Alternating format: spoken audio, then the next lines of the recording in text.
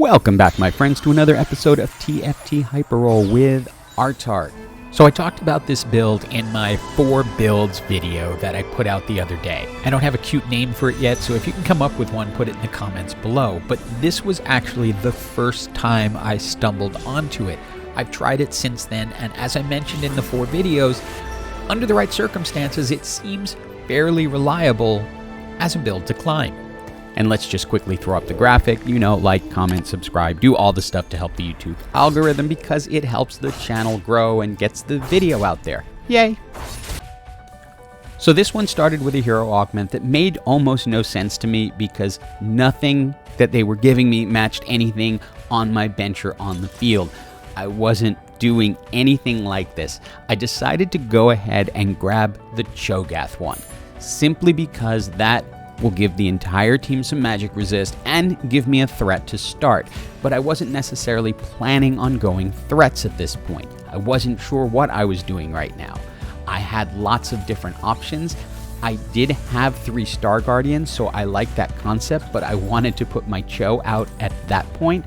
So I'm thinking at this moment that I'm going to do some form of Star Guardians with Gath. And you will quickly see that this indecision is not going to help early fights. Having Gath is pretty good, but I have 2 1-star champions out there supporting him, so yeah, that's not going to work out too well, at least at the start. I'm picking up what I can along the way just to see how this will turn out. For the item choice, I am torn between the needlessly large rod and the sparring glove. The Rabadons Deathcap is great, and so is the jeweled gauntlet. I end up going over to the jeweled gauntlet simply because it does give the spells a chance to crit. So that becomes a little more important in my mind at this point in the match to have the ability to crit. As you can see, I kind of have a little bit of heart going on, a little bit of Star Guardian, and 1 threat, not exactly sure which way to go. And maybe at this point the 2-star Lulu on the bench would have helped. I'm not sure that it would have been enough because they split up between Cho and Rel and pretty much took them out without too much trouble. The amount of magic resist we're getting wasn't helping. Lux missing her ult certainly didn't help, but at this point the build is not going the way I'd like. At 4-1 I decide to commit over to at least using Star Guardians for now while picking up threats as I go, potentially going into a threat build or into a Star Guardian build with threats as the front line. One of the things I've learned when playing TFT in general is to keep yourself open to all possibilities. You may end up stumbling onto something, as I did in this case, that ends up working later. Right now, yeah, it looks really, really ugly, but trust me, it'll come together. Augment number 2 was less than thrilling, but Electrocharge was my best option because I am trying to run a strong front line.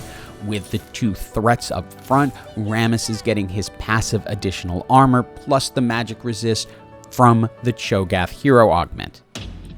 The Electrocharge helped a lot more than I thought it would. When I picked it up, I was just kind of like, well, this is the least bad option that I have, but it really helped, especially against this team where there was an Infinity Edge in play, so everyone was ticking very often and allowed us to finally get a win. The NPC round came through with a lot of good stuff and an early echo. At this point, I'm just loading up on the needlessly large rods because they're actually going to be needed for additional spell power no matter which build I'm heading into. Now, if I have the items, one thing I like doing is putting a Dragon's Claw onto Rammus and then a Bramble Vest onto Cho. The reason is that Rammus has natural armor as part of his passive, and giving him the magic resist will make him super tanky. Similarly, Gath has increased magic resist, and thus giving him a little additional armor will make him super tanky.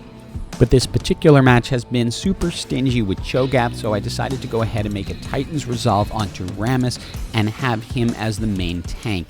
I need everything to focus on him, while Lux and Yuumi are really able to clean up. Now, you know Yumi's been completely declawed, so that's why I'm not itemizing her. She's not going to do much good, but Lux can still put out damage.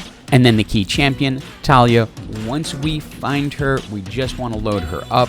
I mentioned we needed the needlessly large rods. give her a jeweled gauntlet and a Rabadons Deathcap. That gives us 5 Star Guardians and a really strong frontline. What I'm really hoping for out of this anvil is a needlessly large rod, and I got it. That way I can go ahead and make the hextech gunblade on Talliyah.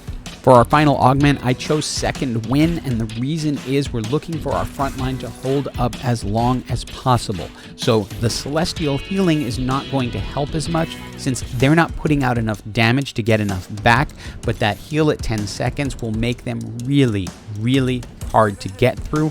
We use our duplicator to make the 2-star Talliyah, and while I'd like to have a mana item on her like a Spear of Sojin, it's not necessary with the 5 Star Guardians because she will get mana back fairly quickly. And whether you've played with or against a Talliyah, you know how devastating her ult can be. It can wipe teams. It's like the old Lux ult of yore back in the Scholar days, where she would be able to clear out a team. Well, that's Taliyah's role now, while Lux just kind of pokes at them with a stick. Now, the key to this, and what I've tried since, is essentially you're creating stay away from Talliyah. You want to keep everything away from Talliyah. She will clean up the board for you in the end and absolutely rule the damage charts, but you need to keep things off her. Now, I am primarily looking for tanky items right now, but if given a Spear of Sojin, Lux could definitely use it. She will cast a lot more often with it. But given more Mogs, that's really what I'm looking for. I want this front line to just be completely solid. I've added Leona in so that I add a little bit of Aegis, which is giving more magic resist on top of the augment that we already have. And you can see that once that front line got solidified and Talliyah got into the match, especially at 2 stars with those items, it just changed the entire focus of the game, and we went from the bottom to being able to beat the person who was on fire at the top of the health charts. And again, if given the opportunity, I would put a mana generator on Talliyah like the Spear of Sojin, but you can see she is casting pretty often, and that is doing tons of damage, so it's not necessary, but it can be helpful. And just like that, we're into the top 4. For our final 2 items, I'm really hoping just for frontline items.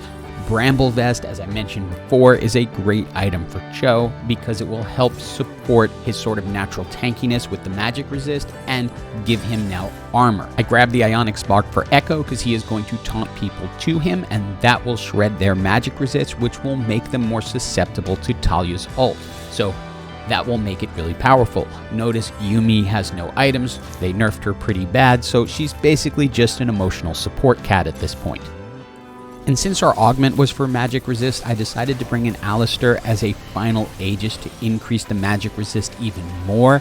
If I had been facing really strong AD teams, something with Sure Shot, I probably would have brought in Set so that I could tick Defender along with Rel. You really want to play that ending however you see fit based on the teams that you're fighting against. In this case, the Aegis seemed to work. It's now down to a 1v1. I check in against the other team. They are an 8 duelist team, and suddenly they say GG because I think they realize it's going to be really, really hard to get through this front line. This was my first time experimenting with this build, and I kind of fell into it by accident.